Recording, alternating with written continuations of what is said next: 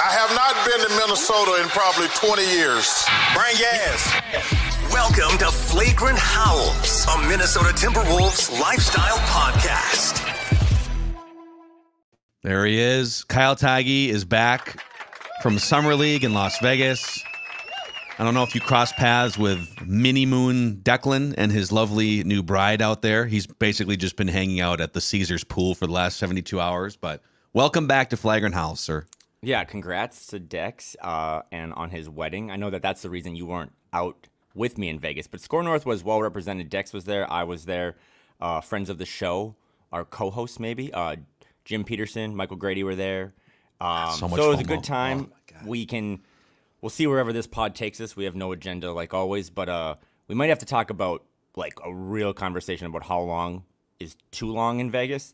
I think I timed it right, but I know Dane Moore and Chris Hine were there a little too long, and it starts to get wearing. And then you have to watch just the worst basketball of all time, like last night. That was the worst basketball game I've ever watched in my entire life. Dude, I said the same thing to Judd on a I think it was on Write That Down today. Literally, like, of all the professional quote-unquote basketball games I have ever watched, I mean, 173,000 free throw attempts. It was the worst officiated. It was the worst played. You're right, dude. It was. And I'm trying to pull up the stats from it.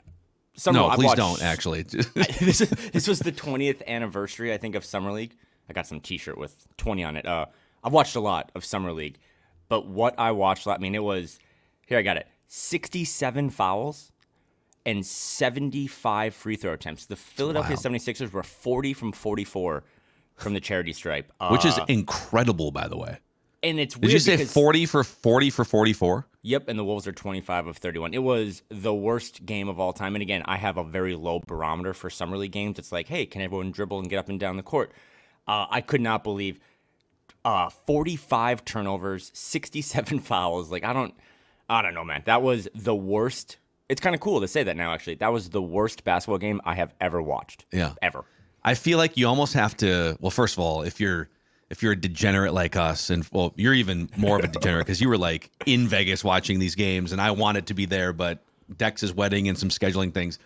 But if you're grinding the third Summer League game, man, you are hooked on the Timberwolves. And if you're listening to a Timberwolves lifestyle podcast on July 17th of 2024, dead of the summer, again, we appreciate you. But just give me, so you were there for the first two games, right? Yep. Okay. I have so many questions for you. I have some non-basketball questions because, like, last year you wound up at a blackjack table with Anthony Edwards at one point. So I have some of those questions, but give me like your strongest, hottest Wolves Summer League take, having watched the first two games in person. Let's throw that game out last night for this conversation. The ones that you watched with your own two eyes. You know, my biggest takeaway, and again, this will kind of go all over the place, but Jalen Clark had a quote after game two. Jalen Clark was kind of the star of that game. That was when he had six steals. Should have had 8 or 9 recorded. He just talked about how everything happens for a reason and that he wouldn't want, the Achilles tear to have gone any other way because it allowed him to get drafted by Minnesota and play for Tim Connelly and play for Chris Finch. And what he called was I think he called it a great organization or a world-class organization. He talked about how great it is in Iowa, how great the Summer League team is, and like what they do off the court. And you kind of felt that. I mean, I've been doing this now. I think the first year I ever went to Summer League was the Blake Griffin draft. And that was like before technology kind of not existed, but my dad and I went because we wanted to watch Ricky Rubio, who didn't even play for that Summer League team, but there were so many guys. It's probably my 8th year covering Summer League, and I got to hang out with Tim Connelly one night and Matt Lloyd, talk to Finch, but just it really is a well put together, finally, organization, and we've talked about that before, right? So at all levels, there's compliments coming from other teams. You're talking to other execs, other people that cover the Pelicans or they cover the Pacers, and they're like, yeah, we hear a lot of good things about the Wolves. So Jalen Clark kind of summed that up into a really good quote. And then on the floor, the actual, product that we watched on Friday and Sunday, it's pretty rare, Phil, for a Summer League team, which is basically a group of guys that have known each other for like a week, to have like an identity. And you got to shout out the coach this year, C. Hines. Yeah. They really play physical, incredible defense, which is exactly what the big Timberwolves are known for. So I think it got a little out of control last night again with those fouls, but it's cool to see these young guys. I mean, there's 6 that I think we should kind of talk about. I heard your power rankings the other day. I kind of agreed with some of those. There's 6 guys that have a real chance to kind of leave a mark on this team next season, and they're going to need at least one of them to hit. But it was cool to see, game 1 was the Terrence Shannon Jr. game by a mile. Jalen Clark kind of popped off on Sunday night, and then last night was the Leonard Miller game. So I think all guys, Dacian Nix, Josh Minot, Rob, we'll get into, have had moments. And it was a Wolves coach a couple of years ago that told me Summer League is all about just emphasizing the good and then kind of just putting a pin in the bad, because after these guys leave Vegas, they'll all go back to Minnesota in 2-3 more months of off-season workouts. So, Rob can work on his body a little bit more, and he'll know, to work on more taking more shots. Josh Minot kind of cleaning up his mechanics a little bit. So I know it's a long-winded answer, but it was just cool to be around an organization for once that is well respected among other people in the league. Isn't that wild? It's funny. 2 years ago, we were sort of tongue-in-cheek. I remember we found an article. It was GQ magazine, and it was a feature with Udonis Haslem, just kind of a lifestyle feature about this longtime NBA veteran, this sort of godfather of Heat culture. And they asked him, what is Heat culture? And he explains there's 4 different pillars of Heat culture, accountability, and I can't remember all of them. But I remember we sort of tongue-in-cheek launched into a full episode. Again, it was 2 summers ago. What would Wolves culture, what do we want Wolves culture to be? And what's funny is it's kind of a thing. And I think it was in the second game. No, it was the ESPN telecast of the first Summer League game. And Chris Hines, the head coach of the Summer League team, player development guy for the Wolves big staff, and he's mic'd up and he's telling these guys, hey, I don't care if it's Summer League, I don't care if it's Western Conference Finals. When their point guard takes the inbounds pass, I want them to feel the Timberwolves defensively. And we'll figure out the offense. We'll score. We'll figure that stuff out.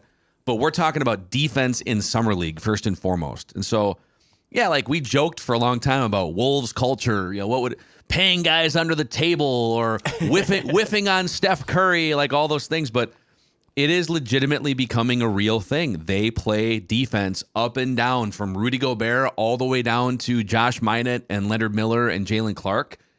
And Anthony Edwards is sort of the tip of the spear for Wolves culture, and he's doing his thing on the Olympic team. But Wolves culture is becoming a real thing and no longer just a tongue-in-cheek thing is sort of my main Summer League takeaway. Yeah, that's a great point. I was watching Hawks Spurs. Thank you. Right. I was watching Hawks Spurs one afternoon, and those are 2 teams that, have a player that people probably recognize, Trae Young, Victor Wembanyama, but they need stars. They need more talent. Those are 2 bad teams right now in the league. And then you look at Minnesota, and they have, and after a game, you get to talk to 3 of the guys and kind of ask them a bunch of questions. It's really a good way to get to know some of these younger players. And they all just said the right things as well, because none of these guys, the 6 I'm talking about, Nix and Minot and Miller and Clark and Dillingham and Shannon Jr., none of them need to be stars right away. And they all referenced Ant and Carl and Rudy and Mike of just being when I get up to the next level, if I get a chance to play, it's all about just helping the guy, right? Supporting the guy. I'm not going to be the guy. I got to run to the corners. I got to get out in transition, and I got to play defense. So it's cool that they've already kind of absorbing that, and that goes to your culture point of, despite trying to show out a little bit in Vegas, and they kind of are the stars of the week, they know that when it tips off in October, it's all about just supporting the people that, as Jalen Clark said, Ant, who gets all that money. So I think that's part of what they're trying to instill. I mean, C. Hines is running it, but they got a lot of the other coaches too, either on the bench or after the game. Finch would kind of pull each player aside and give them some words of wisdom. So, I think that's a big deal, because, again, you talk to a blogger over there or a podcaster over there or someone from the Ringer and who do you cover? And you're the Timberwolves. And oh, yeah, they're on the up and up. It's cool to see that they're one of the 5 or 6 contenders, right? I think they have the 3rd best win projection for next year, Phil. Yeah. North of 50, which is crazy to me. So the Wolves as a whole should feel pretty good about where they are as an organization. Obviously, every time I say that, I have to add that the ownership stuff still kind of hovers above them. But talking to Tim Connolly, talking to Matt Lloyd, I think they do a really good job of insulating the organization and the players from all that noise. So it's about as good of a time to be a fan as it can be. Yeah. Okay, we will definitely come back to. So it's 52.5 is the Wolves. It's the third highest win total. Tied with Denver, yeah. Tied with Denver, tied with the Knicks, and then Boston and OKC are the only teams above them. We got to come back to Kyle Vegas stories. I'm just putting pins in things here. Random Wolf of the week we'll get to. On the actual players on the court, so you heard I did a couple days ago just my Wolves Summer League power rankings, just in terms of how they've played individually as players in the first two games. And Terrence Shannon Jr. was number one. Daishen Nix, just an active 6'5" organizer. Mm-hmm. Again, last night they were like a plus 17 when he was on the court, and Terrence Shannon Jr. too.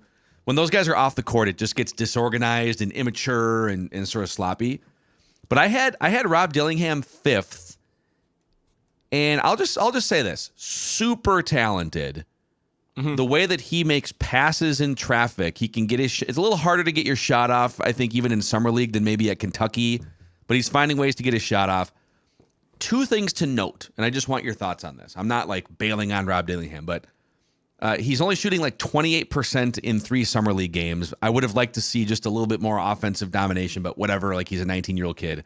He's even smaller than the measurements. I would say, like, he's 6 foot. He's listed like 6 foot, 165.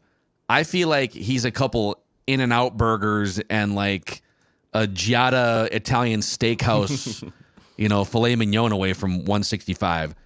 That dude's got to put on like 15 pounds. But if he's saying all the right things, again, he's a playmaker. I see the vision of Rob Dillingham, but he's definitely one of the smallest NBA players if you just put every guy on a court right now. So it's the offseason, right? And offseason is usually when players work on their game, refine mechanics, add stuff to their bag. Let's do that here. Let's do that at Flagrant Howls, your favorite Timberwolves lifestyle podcast. Let's get better. Let's talk about what a take is, because I got chirped a little bit over the weekend by people that are like, I'm so tired of the take about Rob's height and weight.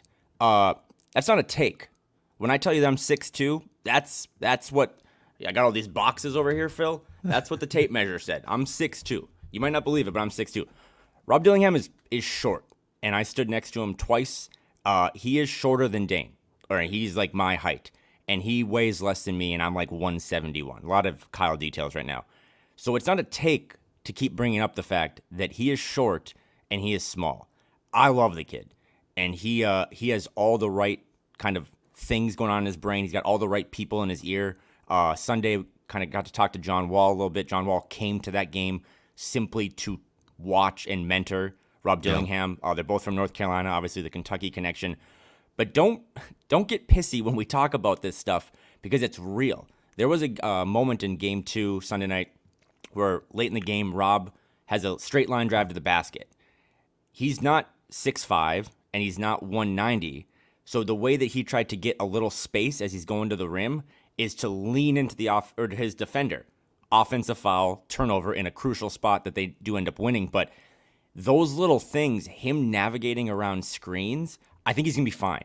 And I think the fact that his jumper is just kind of not there right now, don't care. Don't worry about it. He'll get a lot of shots up. He is a bucket. His playmaking has been unreal.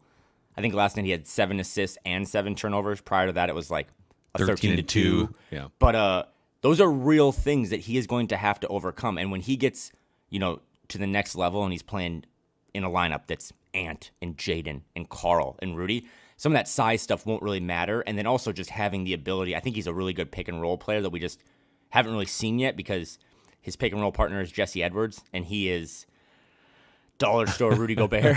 At that might be kind, and no need to savage Jesse Edwards. No, and he's a good kid, and like, you can't teach height. He has the height. He's good around the rim. He was grabbing some rebounds, but that seems like the type of guy that is just kind of the Rudy proximity guy that they'll have in the G League and do that. So I'm not selling any of my Rob Dillingham stock. He was a crowd favorite, by the way. I mean, he's just a popular young guy. He's only 19, but you're going to hear the Dane Moores and the Britt Robsons and the Phil Mackeys of the world moving forward continue to talk about his height and weight, because he is really small. And that stuff, once Pelicans, for example, once they kind of figured out what was going on in the third quarter, they just put him in every ball screen, because it was so hard for him to get around screens, to kind of recover, to get switched onto a big is, barbecue chicken. So he's going to have to get a little bigger. Yes, he's only 19. I don't also love, I have Google as well. he could grow 3 inches. Go look at the chances of a 19, 20-year-old just all of a sudden having a growth spurt. Didn't KG have a growth spurt at like 19? I feel like KG grew after he got drafted. Yeah, and as again, off season, we're all trying to get better.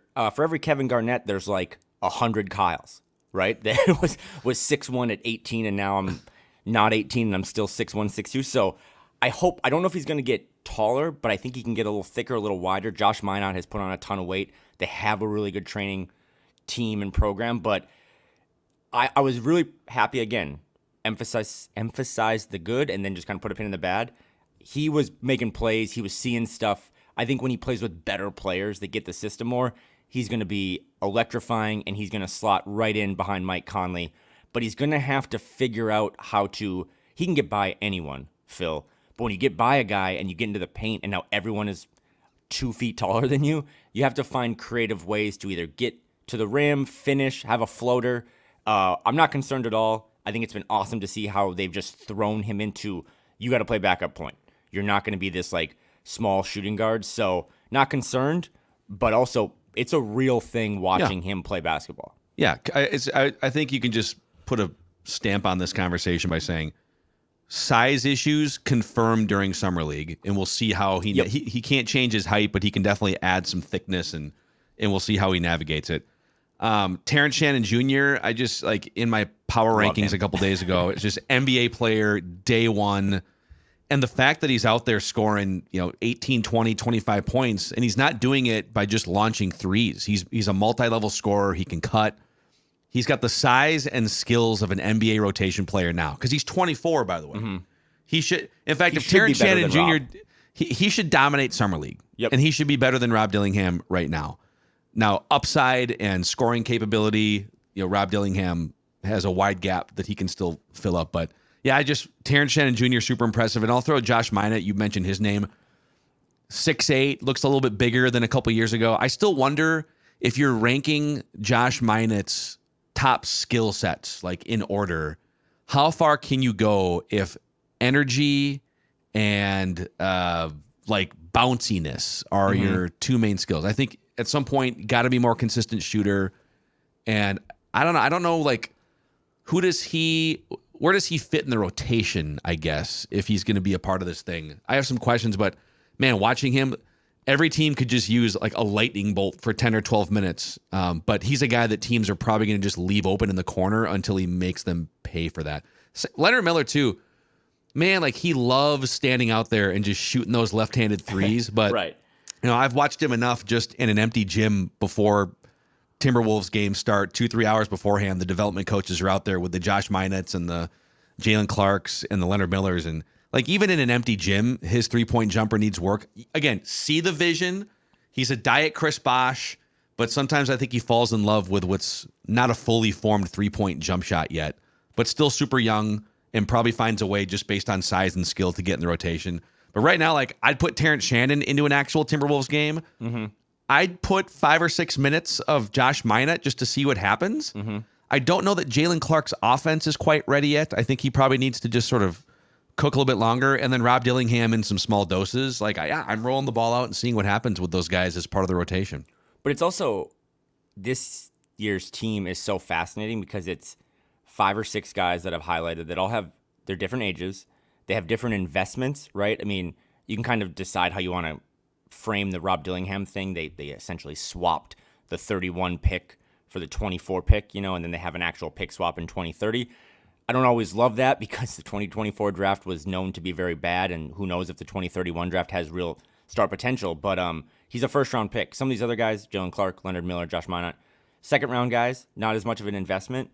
But they're also different ages, but they're different, like, experiences, right? Like their resumes. I was looking this up this morning. Terrence Shannon Jr. played 146 games in college.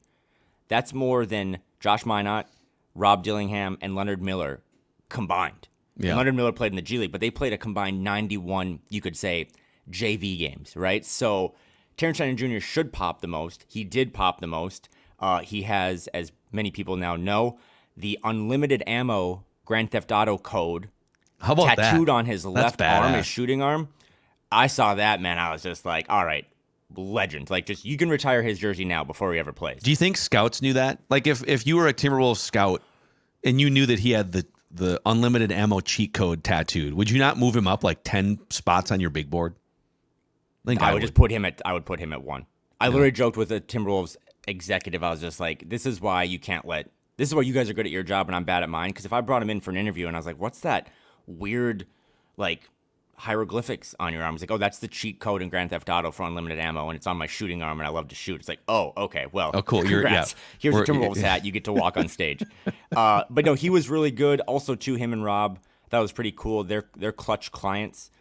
So Rich Paul was at the games I was at, and then they also just, the pre-draft workout stuff. As soon as college ended, they were working out together, so they kind of have a bit of a chemistry, a bit of a bond, which is cool because Rob is the youngest of this batch of, youngins, and Terrence is the oldest. So you kind of have a little bit of a mentorship there. They're super competitive with one another. I think TJ got to meet Kevin Garnett over the weekend, which I thought was pretty cool. But yeah, Terrence Shannon Jr. was awesome.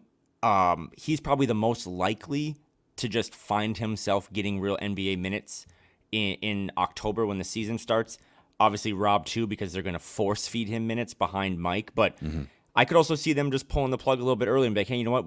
You need a couple more weeks to just kind of marinate. And maybe Dacian Nix, who I thought had, again, older, but I thought he's had a really good summer league. I know he's been kind of grifting for a lot of fouls, but he just plays with a physicality that he's big. A lot of the guys kind of fed off of. So, and then Leonard and Josh, I've actually been more high on Josh throughout this week than I think others. I know he doesn't have a real bona fide skill. He's gotten to the line a lot and made all his free throws. No Timberwolves player in 3 games has made more than 2 threes, so this team from top to bottom lacks shooting, but I think he can rebound pretty well, and then Leonard Miller just knows how to rebound.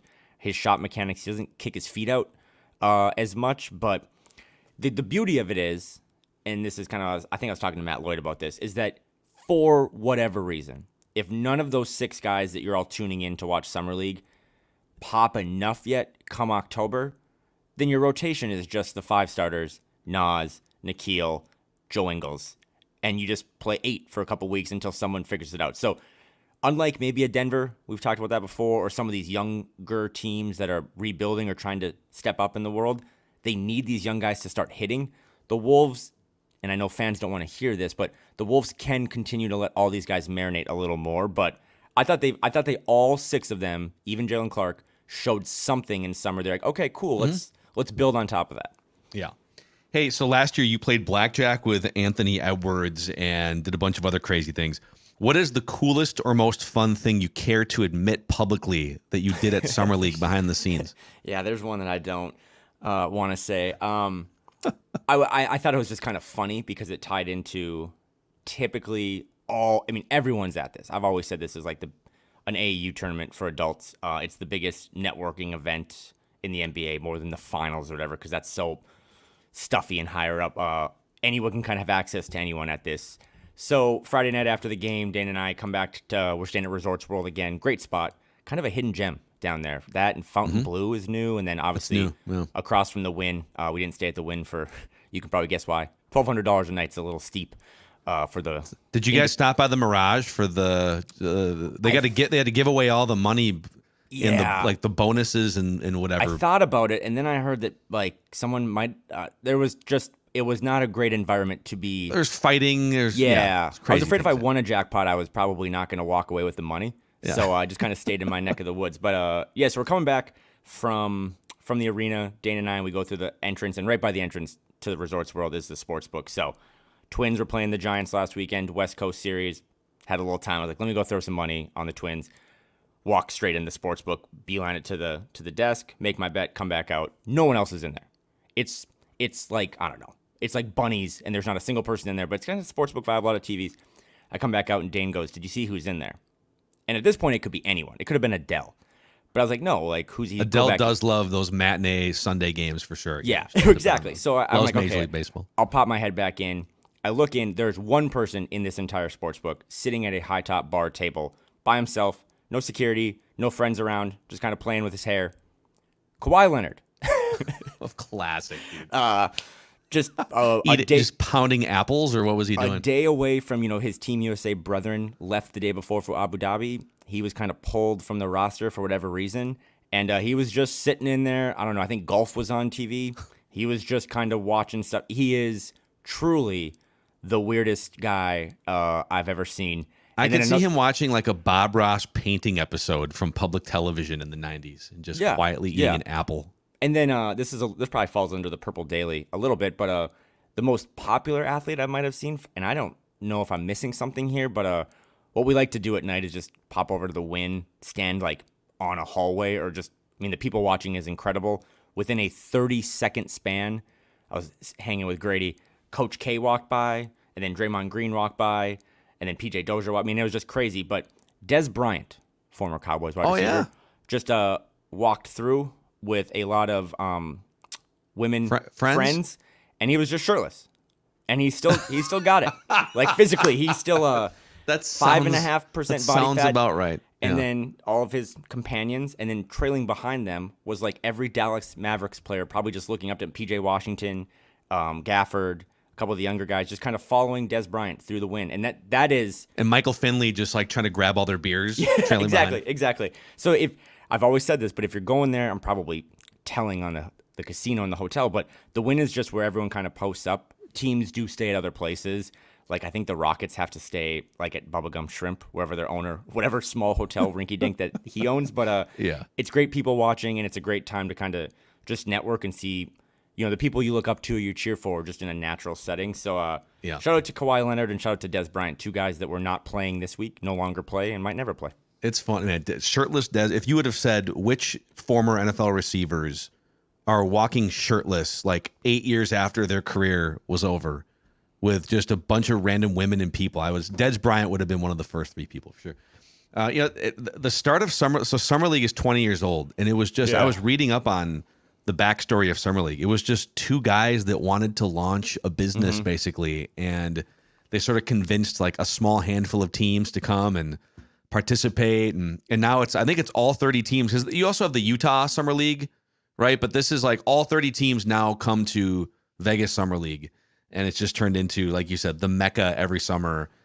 Bravo to the NBA for making their offseason as interesting as the NFL's. The NFL has meticulously plotted out land in every single month. Even July, when it was desolate for all those decades. They say, Netflix. Every year now we're going to do just a Netflix drop, quarterback, receiver in the middle of the month leading into training camp. And the NBA, they got their regular season, and it helps with the Olympics too, because then you get the best players in the world every 4 years playing in August. But awesome that you got to go down there, and major FOMO for me. I was initially going to plan to be down there with you.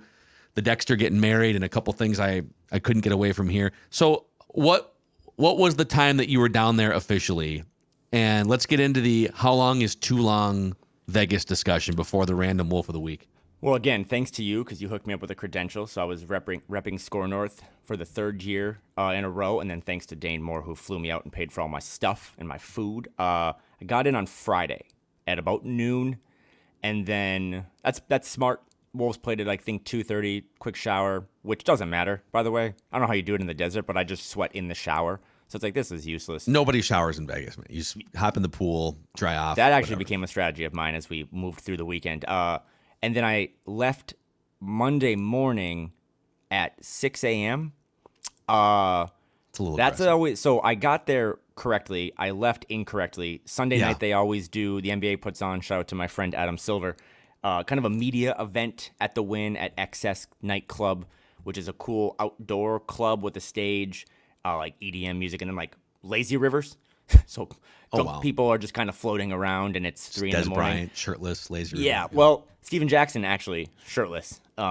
He likes to not wear shirts at those events. But I was there a little too late, so all of a sudden it was like 4 in the morning, trying to get an Uber to go get my stuff. So that was kind of a mistake. But I would say in totality, Friday night, Saturday night, I guess you can include Sunday, I think 3 nights is it. I think there should be legislation passed that you can't stay there longer than 3 nights. Our friend Chris Hine, friend of the show, I think he was there for 10 days because he's working on the book and he's doing stuff. He's a big time deal. But That's egregious. That's disgusting. No more than 3 nights. I'm going to go a step further. I think 2 nights. So here's how. Okay, let's get into it because I have one for you. It's a little different. Summer League's a little different because there's games on a schedule, and if you want to see 2 games, Friday night, Sunday, maybe if they play Sunday night, sometimes it's tough to get out. But if this is just my opinion. Do it however you want, audience.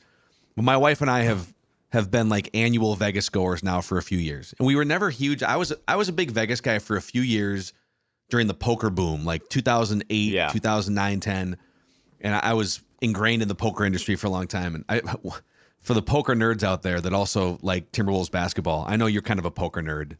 The World Series of Poker main event final table is playing down to a winner yesterday and today. I found myself during the peak of the poker boom and running at the time the Minnesota State Poker Tour and like playing online poker for my rent money and having enough friends and connections that I was at Doyle Brunson's private beer pong party at Hogs and Heifers in Old Downtown, streaming live on cardplayer.com. and my buddy and I were literally, it was a tournament, a beer pong tournament. And it was, imagine there being like, I don't know, whatever the bracket was, like 22 of the top poker players in the world. And then like me and my buddy had a friend who was organizing it. And that was like streaming live on CarPlay. We made it to the final. Like, so it's been 15 years since I was doing fun things in Vegas. And I would say this, 2 nights, you fly in like middle of the day, noon, early afternoon on the first one, and then do your thing, pool, great dinner. I'm not a big gambler really, but go see a fun show, whatever it is. And then the second day is a full day, do whatever you got to do. And then get out like noon on the third day, 48 hours, 2 nights. Leave yourself wanting a little bit more instead of feeling like you hate the city and hate your life. That's my hot take. All right, we've never disagreed more. The 3-night formula that Dane and I put together, Dane stayed another night. But we obviously did our thing Friday, up late, 4 or 5 a.m., you see a sunrise. But then Saturday, just to give you a little behind the curtain, it rained more in Vegas, I think, than it's rained in like 30 years. Wow. So Saturday afternoon, as we're kind of like, okay, let's low-key veg. Like Dane and I went to the pool. Infinity pool, good vibes, $42 margaritas, not good vibes. Ridiculous. Obviously, whatever, the stuff that took place on Saturday kind of in the world. So all of a sudden, we were just like, let's just go back up to the room. It's pouring rain. They shut down all the pools. What we did Saturday, Friday night late, Sunday night, hella late. Saturday, we ordered a bunch of food down. Resorts World has so many good restaurants. And we just went up to the room and we streamed Summer League. And then we watched the UFC fights. And we kind of each laid in our separate beds. And we just kind of had like a lazy, you have this with your spouse, just a lazy night. And it was immaculate because I'm a hotel guy. Like I love just a good. You'll just like sit in a good hotel room? Just because, the first thing you do in a hotel room is adjust the AC. That's just like a given. So we got that thing down to 62. Like 68? 62. Wow. Well, man, we turned that to place. Our fridge didn't work, so we thought that the only way to keep our waters cold. But we just hung out in the room that night and had a nice recharging night so that Sunday morning we could kind of get up. So 2 nights if you're going to go, just as hard as you possibly can. I think you have to leave Vegas feeling terrible. Even if you're up money or you made some friends or some memories. Like, I have never felt worse than I did Monday morning on that airplane because then I come back to my house is full of boxes. I'm actually closing tomorrow, so it's like chaos just ensued me. But Saturday night was, not to get romantic, but Saturday night was just a good night, hanging out with the boy, just having some drinks, getting some food, watching UFC, and recharging. Because, I'm a hotel room guy. I love a good hotel room. I don't need to go out. I could get behind if it's 3 nights, but like one of the nights is just low-key, recharge, wear the pajamas, go down to the casino floor, play a little. I did play a little cards in your honor. Blackjack didn't go well. I don't really like that blackjack. I have to trust everyone at the table. I have trust issues in general, but like how they can affect, take it. I was up against a 7 and this guy has a 16 and he doesn't hit it. I was like, let's just play by the book. Let's just and no one believes in the book. You just got to put blinders on. Yeah, it's just everything's the poker is different. I can just kind of grind. They let you, AirPods and all that stuff. So I was just kind of listening to podcasts, catching up on stuff. Yeah, that was a good time. And then the sports book. Me and Kawhi were just hammering Twins games all weekend. Just watching baseball with Kawhi, eating apples, apple time. So all right, let's if you guys have any strong Vegas takes or recommendations, I know some people just don't care and probably just skip past the last 10 minutes. That's okay too. But throw them in the YouTube comment section, SKOR North YouTube channel. Click that subscribe button and the like button. Let's bring our guy in here, producer extraordinaire, Ross Brendel, for a random Wolf of the Week. Just a behind the curtain peek here. Before every single episode, Ross tells us, hey guys, have a good show. I'm going to pop off camera. I'm here if you want to do random Wolf of the Week. If not, no big deal. And every week I tell him and we tell him, no, this is the best segment on the entire podcast. Any different episode, we will always make room for Ross and random Wolf of the Week. So welcome. Well, I thank you kindly. And I'm going to hit you guys with some trivia you can play together before we go to random Wolf of the Week. Also, apologies. I'm in my office today. You're going to hear some my talkers outside of my door who are incredibly loud, but I wouldn't have it any other way. That's okay. They're just yelling about Taylor Swift or something. And 100% they are. I did a little Summer League look up while you guys were talking because I started to think about a few things. I said, I think the Wolves have been in the championship game a few times, and how have guys done in the Summer League? So I'm going to throw this to you guys, just mythical points here. The Wolves have been runners-up twice in the Summer League championship game. Yeah. Do you remember who they lost to, and can you maybe even guess the years? Oh, my gosh. There was a Tyus Jones run. This would have, right? Like a handful of years ago, so when Tyus was a rookie. So let's say like 2000. Well, he came in with Cat. Yeah, but I don't think Cat played Right? or they shut him down. Because that's the big thing, too, right? Wait, has Tyus been in the league for 8 years? Well, this is great podcasting. Am I wrong Actually, about he this? might have played. So he didn't. Not talking his rookie year. His second year, I think he also played in Summer League. And I know they made a run, and I think they lost to the Cavs. But Ross, you're making it look like nothing I said is true. The Timberwolves, do you want to weigh in, Phil? Do you have any idea here? Oh, man. I feel like, real quick, I just looked it up. I looked up I the can Tyus trust you Jones for thing. random Wolf of the Week. Dude. My guy's just hitting the Google button. Tyus Jones is going into his 10th year in the NBA, if you want to feel God, old. Oh, that's disgusting. 10th year in the NBA? I have no idea when they... Jameer Nelson, everyone, St. Joe's. All right, His Nelson. kid is like... Phil His Martelli. kid was playing. I was like, why is Jameer Nelson sitting on like the sideline, the court side or whatever with whatever team? And like, oh, his kid's playing. And I was like, oh, I got to order a drink. Wild. We're old boys. The Minnesota Timberwolves are runners-up in 2016, losing to Chicago 84-82. Okay. Runners-up in 2019, losing to Memphis 95-92. That is 2 championship game losses by a combined 5 points. Follow-up before we get to random Wolf of the Week. The Minnesota Timberwolves have had 2 Summer League MVPs. Can you name them? Oh, Yeah, Randy Foy was one. Randy Foy is one. dude, Yeah. that's... Did Kyle just win random Wolf of the Week by knowing that Randy Foy won No, Summer this League is again. MVP? I don't know much about. He was much, the but- inaugural MVP. Yep, and Randy Foy absolutely cooked, and that was a big year too because you make that draft trade, and everyone's kind of keeping eyes on Brandon Roy. But yeah, Randy Foy cooked in the Summer League, and that Jarrett kind of Culver. Not Jarrett Culver. Jarrett Randy Culver- Foy in 2006, and Jarrett Culver didn't get to play because of that stupid trade rule. So I don't even think they didn't even get to talk about him. I think it actually is what ruined his career. That's kind of my take there. But Randy Foy and did Johnny Flynn win it? Johnny Flynn did not win it. Okay. Kyle, you were kind of going down the right path a little bit earlier. Oh my God, Daishan Nix. He's been in this thing for like 12 Phil years. just looked him up. Tyus Jones. Tyus Jones, 2016 Summer Nice job. League Nice job, 10 team. years. MVP. That's So great. without Tyus Jones, further- still a free agent, by the way. I know, it's wild, dude. And so is Gary Trent Jr. Nope, he signed with the Bucks yesterday. Kind of Yesterday? under the radar. Okay. Yeah, but good minimum contract. The Bucks have actually done a pretty good job this offseason. So Is Tyus he's got to get? There's teams with some money. Like he's not going to get a minimum deal, is he? No, he's not restricted. I remember asking Dane that, but I'm sure he'll re-sign with the Wizards at some point. But I think a sign and trade makes the most sense. It's just as I've said before, I don't know how 3-ways work anymore. I don't know how sign and trades work. The new CBA, which was a big topic in Vegas, it has nullified some of the fun things you can talk about because no one knows the rules. So Tyus Jones second is still apron unemployed. teams can't Yeah. do sign and trades. Yeah, the Wolves okay. could not acquire Tyus Jones via sign and trade. Real quick, random Wolf of the Week. Kyle leads 16-8 all time. Ross is going to throw out a series of clues. We get up to 3 incorrect guesses each, 3 strikes each. If one of us hits a third strike, the other one wins automatically. Not counting the heat check guess after the first clue. The last handful of random Wolves: Kevin Love, Michael Williams, Keita Bates-Diop, Mike James, and Costa Koufos. Ross, How about that list right there, by the way? That's a team.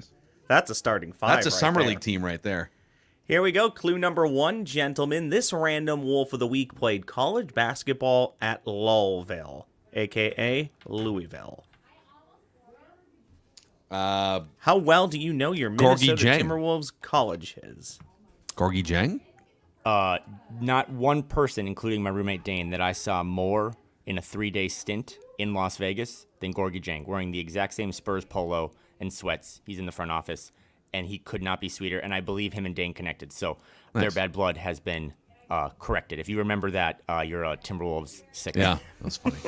Well, this is a first. Are you guys both going with the same heat check?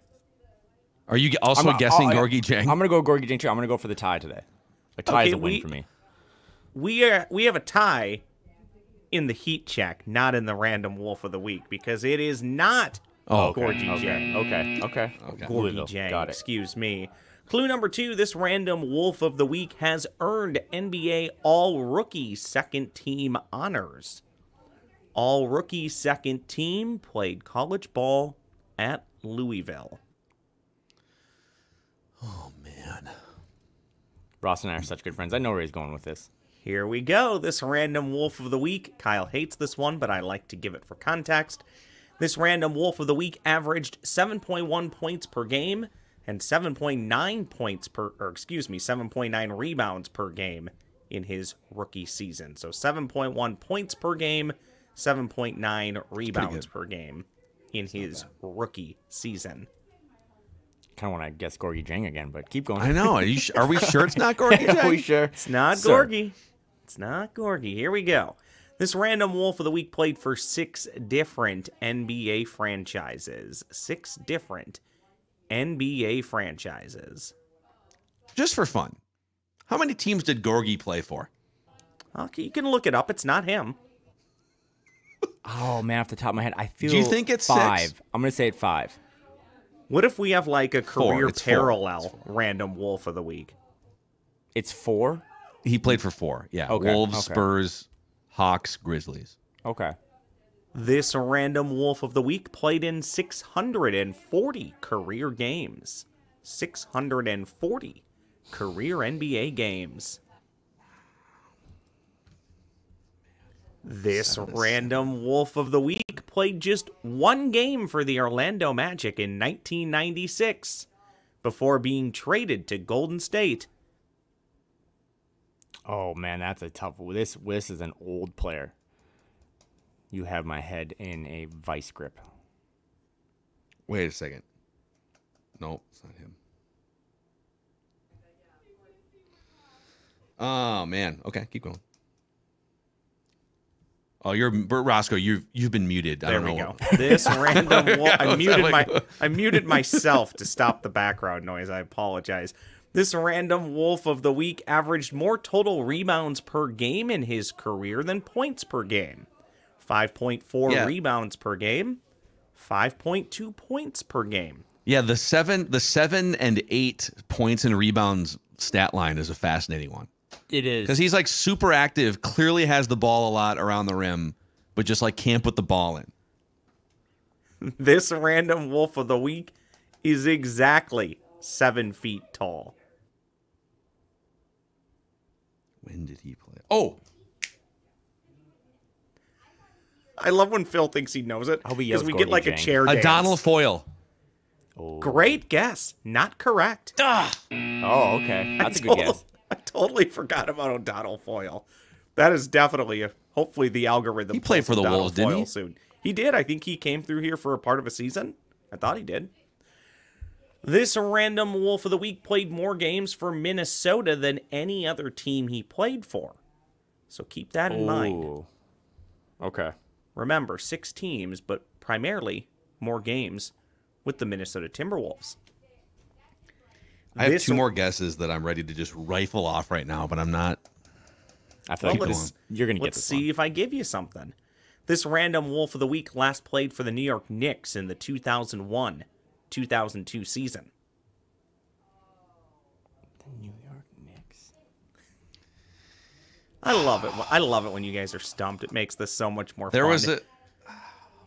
There was a guy. We're legitimately bad at this.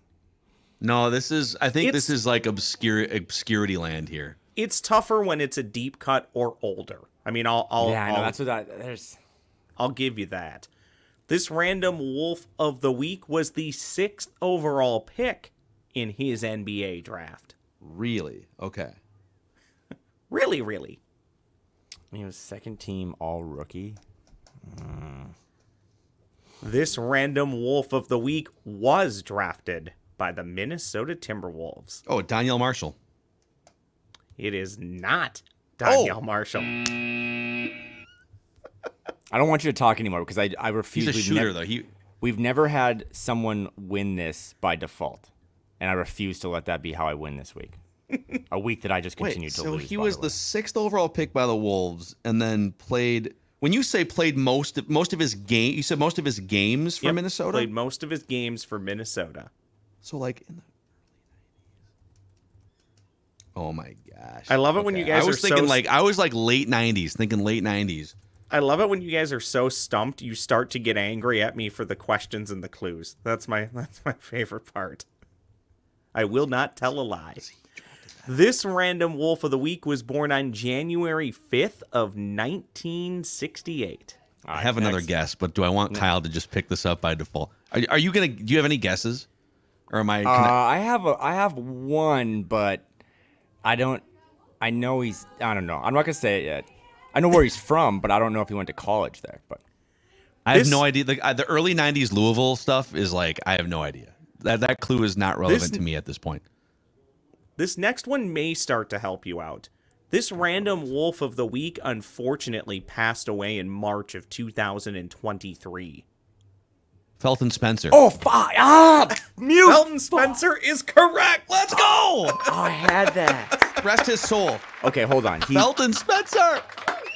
Yeah, by the way, rest in peace. Yes. Oh, Good okay, work so there, Phil. Great work. Felton Spencer. Let me look. Felton Spencer is from Louisville. So then, did he go to Louisville? No. I'm just saying, like he was born in Louisville, Kentucky. Is where he also passed away at the University of Louisville Hospital back in 2023, at the age of 55.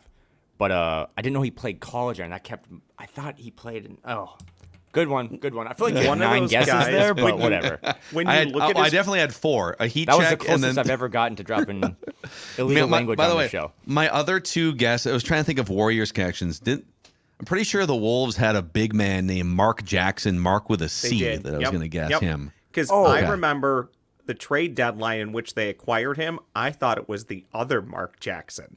Yeah, the guard. The guard, yep. People listening to this that work in media, if anyone is listening to this, can confirm. So Sunday night before the big party at Excess, they have like cocktails, free booze, donuts, and these cheese ball things at this other club at the Wynn. And it's all media people you notice from the Ringer and stuff. And Mark Jackson. And he was like not Mark with a C, big man, obscure Mark Jackson, like the real Mark Mama, Jackson. there goes that man again, Mark Jackson. Yeah. And the reason I say that is because someone finally got him to say it on a microphone, and it was hilarious. I was like, I don't know why he's here. Like, you're the only one who actually played. We're all just like bloggers. But Mark Jackson was at a party on Sunday with me. Amazing, and he's as funny as... I will say this because this is a perfect way to end this, and you both will remember your time of being in Vegas and seeing this. The pod is done. My weekend is done. I just want to get on a flight. I smell. I feel terrible. Someone won one of those slot machines at the airport. Dude. Nice. So I'm telling you. I'm hungover. Actually, no, you're not hungover, Kyle. You're still drunk. I stink, all that stuff. And all of a sudden this bell goes off by my gate. I think it was D15. Yeah. I was like, oh my God, we're going to have to evacuate the airport. I'm going to miss my flight and all that stuff. And then I look over and a guy is just screaming and he had won a jackpot, which that has to be. I have a theory on this. Power rank, like, best feelings in the world. Dex getting married. I'm sure they do it on purpose. I'm convinced. So I'm telling you. Okay. Who? Big gambling? Big casino? I don't know who they. I don't know who they is yet. I need to drill down on that more. Okay. I need to figure that out. Well, okay. But for the 3rd consecutive trip, my wife and I, so there's a James Bond, Sean Connery 007 slot at like the end of one of the airport corridors. Know exactly what you're talking about. Yeah, and it's just like there's never any flights taking off down there. There's like a Starbucks and a James Bond slot. And we've won probably $600 total in the last 3 times we've gone. Just literally like sit down with a Starbucks and put $20 in the James Bond slot just for fun. I think that's a Department of Tourism play. They want they want you to you're feel always good. going to win. It's great. You feel good. Power ranking of best feelings in the world. There can't be anything better than just leaving a weekend that has totally boiled you down to the studs. And now, you're probably down money. And right before you're about to board in the tier 3, like you just win like $1,000. Like that has to be. Never mind the fact that you lost $9,000 at the win and paying for $42 margaritas. You just made a little bit of it back, and now you feel good about booking your next. He was the happiest person I saw all weekend, and there was a lot of happy people in Vegas. That's incredible. Maybe we might have to deep dive that. I need you to report back on who you actually think they is, because that was a strong take to not know who they was. I think Ross might have nailed it. The Department of Tourism. They want you to feel good coming back to Las Vegas. Book that next trip. You either feel good because, to your point, you're leaving with money, or the moment you got there, you won money, and you're thinking, what could go wrong? Yeah. Just hot take, just fly to the airport. Don't even leave the airport. Slot machines. Get back on the plane and leave. Get back on the plane and go back home. Go to Nashville. Go somewhere else. Be great. Good All right. stuff, boys. Congratulations to me for winning Random Wolf of the Week. That was a great one from producer Ross. Yeah, it's been a while since we've had a back-to-back winner here.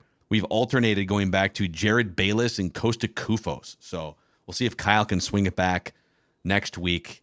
All right, he's Kyle Theige. He's got some boxes to pack. Moving is a blast. I'm Phil Mackey. This is Flagrant Howls, the Timberwolves Lifestyle Podcast.